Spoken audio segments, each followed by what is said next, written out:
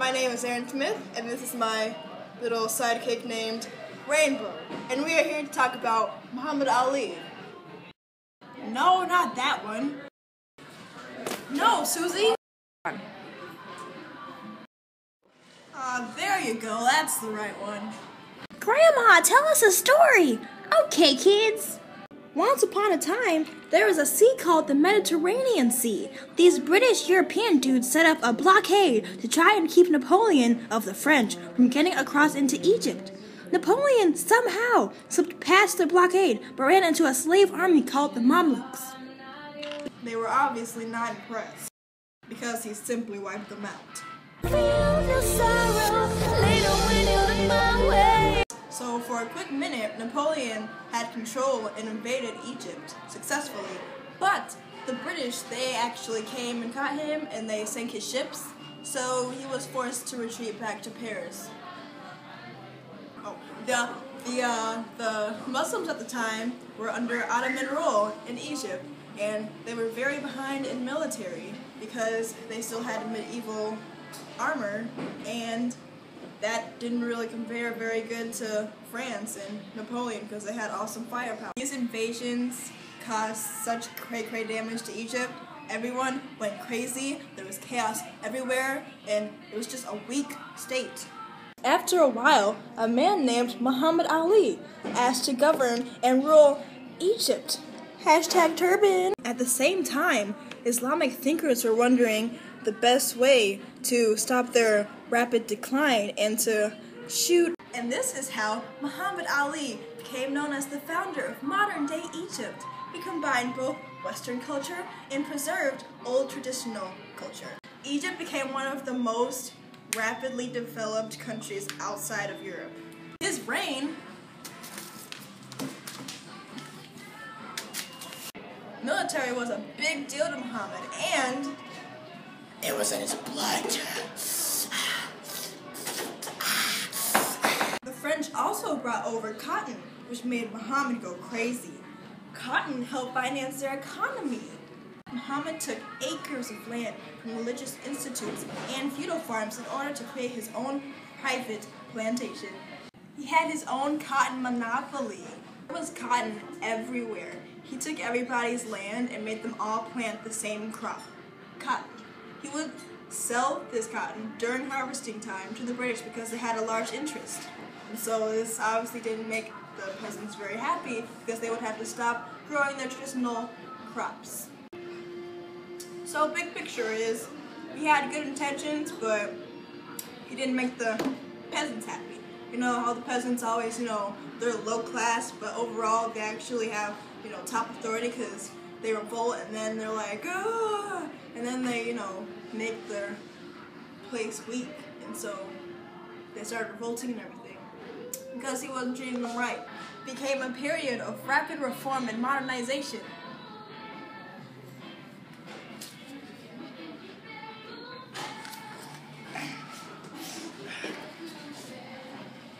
So, due to the French invasions, Muhammad was able to step his way in and modernize Egypt, and maybe the people weren't happy, but Egypt was up there, so that was awesome. Hi, well, time to say goodbye. I'm Aaron, this is Rainbow, and you are awesome. Give me on your land. Okay. Yeah, thought so. Alright.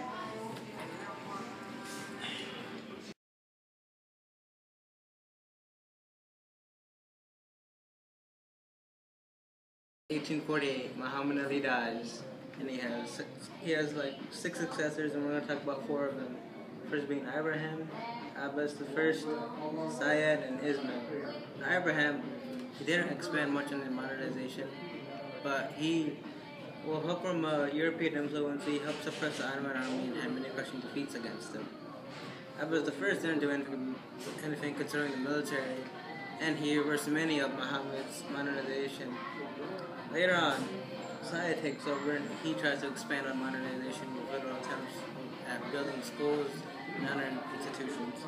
Later on, Ismail takes that step with these advancements in modernization came a price.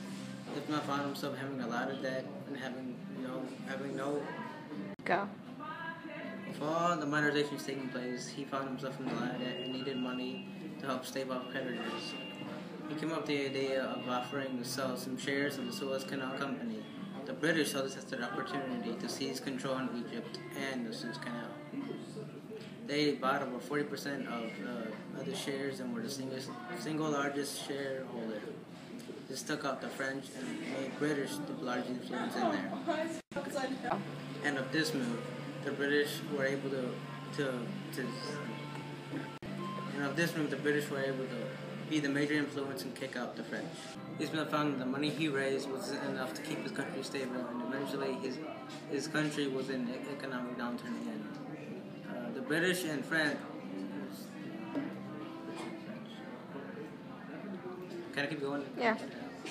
The British and French saw this as a reason to help establish a stewardship of finances in the area and sent experts to the business to help run their stores.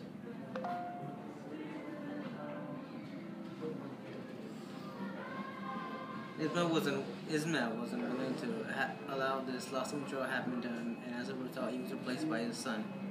The Egyptians also were not happy with this control. Egyptians were also not happy with his loss of power, and signs of revolt started to happen.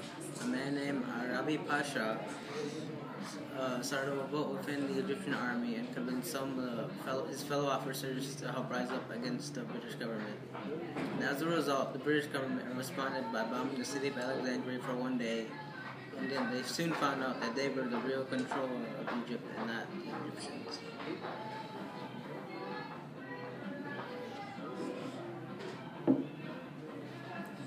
The international status of British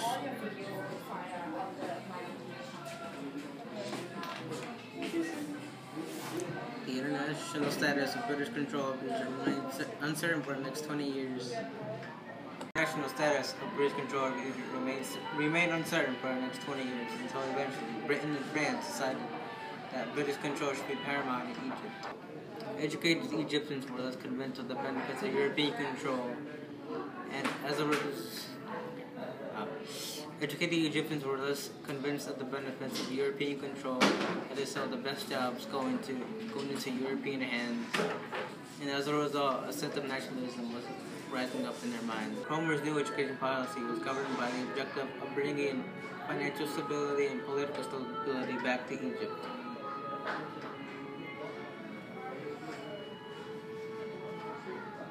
As a result, he revamped the education by adding a new requirement that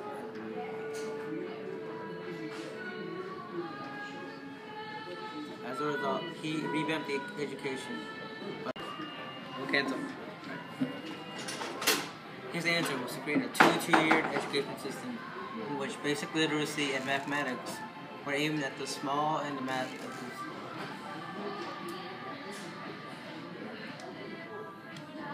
His answer was to create a two-tiered education system in the first tier, it will be basic literacy and mathematics aimed at the masses in the small classes, while there will be a small bunch in which advanced subjects such as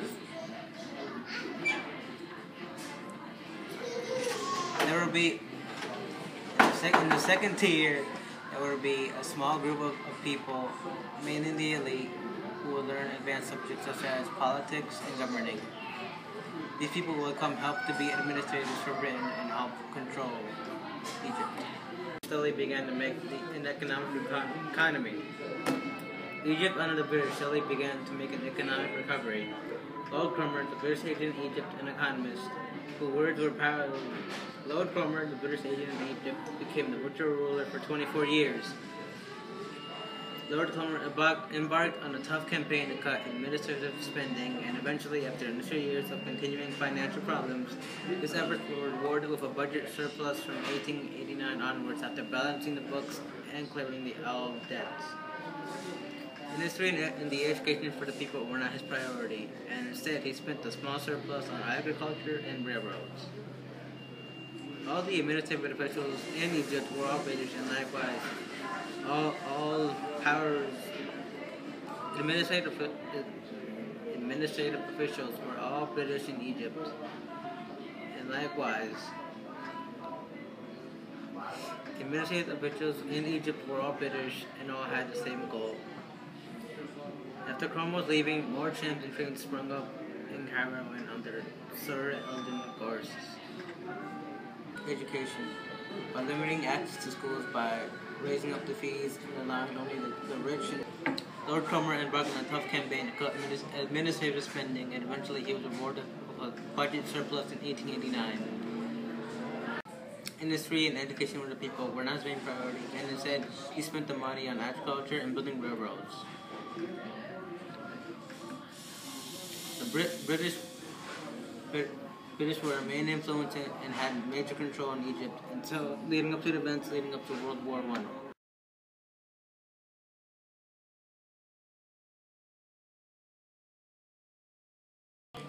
When World War I started, Britain decided to do a surprisingly nice thing and to help Egypt out by protecting them. But in reality, they're more interested in protecting the Suez Canal, which gave them access to the Red Sea and the Mediterranean Sea, and they really didn't care about Egypt. So what they did was they stationed a whole bunch of soldiers to protect the canal. But when the soldiers were there, they were more interested in eating and oppressing the people than actually protecting the canal, which was why they were there in the first place. Soon, many Egyptians found themselves starving and being forced to do labor, without the many animals that they used to do labor because the soldiers took those away too. So thanks to the soldiers, the anti-colonial and the nationalist movements spread throughout Egypt, and they didn't just include the elite, now included all people, even the peasants. So while the cat was away dodging bullets, the mice decided to protest. Britain! No, Britain! No, Britain! Dora, Dora, Dora, the end!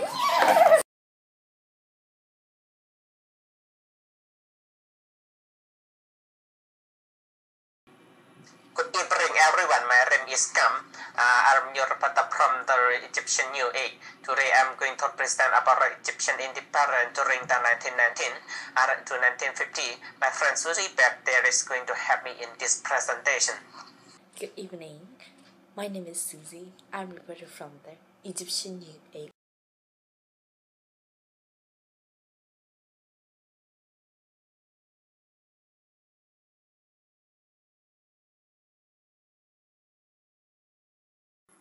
Egypt became a British protectorate on December 1914.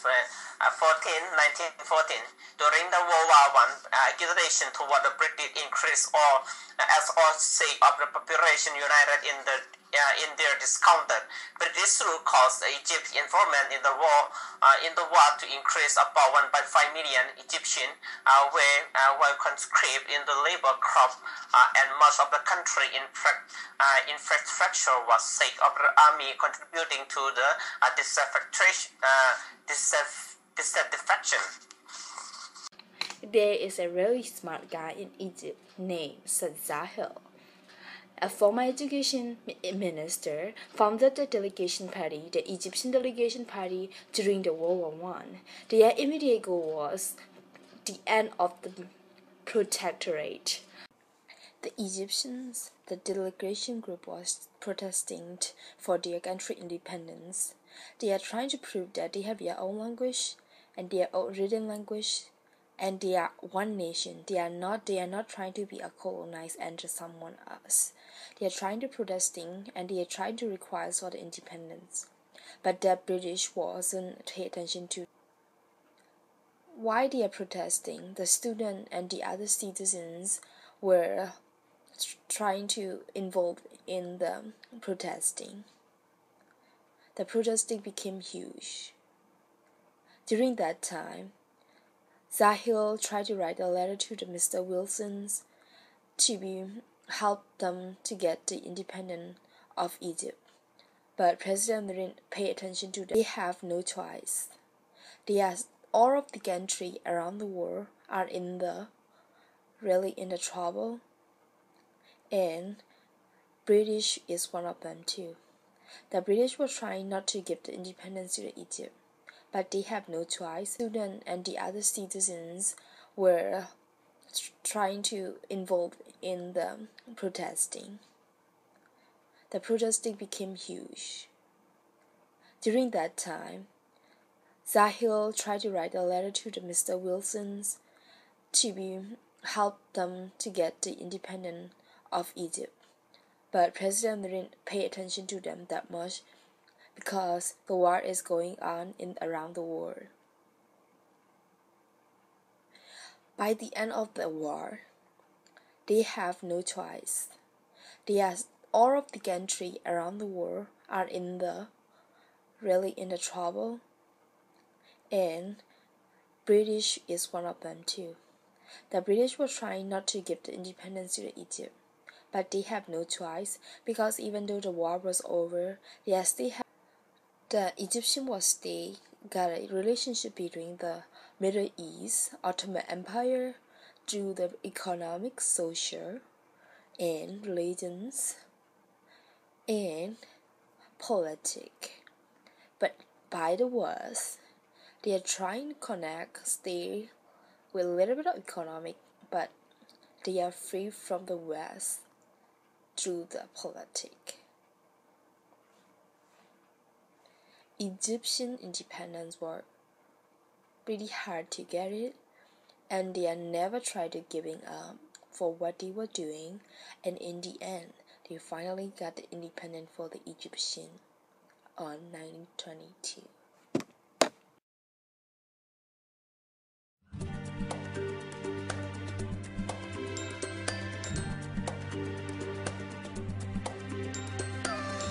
A message from the Egyptian children to the whole world. علمونا في مدرستنا ازاي نحبها نخاف عليها طول حياتنا ونحمي أرضها. فهمنا يعني ايه بلادي تحية العالم ننادي لك يا حبي وفؤادي بنحبك يا مصر.